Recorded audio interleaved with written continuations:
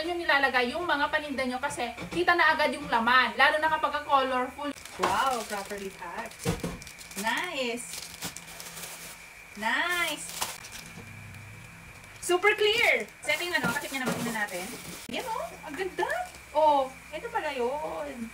So yung kapag may handaan ganyan, tapos ilagay nyo sa mga ganitong cup, yung mga dessert ni-serve nyo. Perfecto oh, napakaganda, napaka-elegant kasi kitang-kita mo na agad yung laman. Mas elegant ito, mas kaaya-aya kasi, transparent na siya, makikita nyo na agad kung anong nasa loob niya, 'di ba? Tapos lalo na kapag yung mga tinitinda nyo, napakaganda ng pagkakaayos. Magpa-flash ako dito ng mga dessert na pwedeng ilagay dito na talaga namang kaaya-aya, as in talaga alam mo yung napakasarap tignan. Mas lalong matatakam yung mga bibili kapag sa ganito nyo nilalagay yung mga paninda nyo kasi kita na agad yung laman. Lalo na kapag colorful yung mga dessert na paninda nyo. Kaya eto, bagay na bagay to sa mga paninda nyo na ilalagay dito. O, diba? Ang ganda!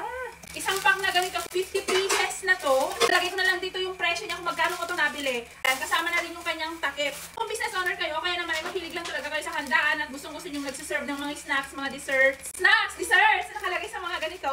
Ayan, bagay na bagay to. Ganyan ang itsura nyo. O, transparent, very elegant. Ayan, napaka-social.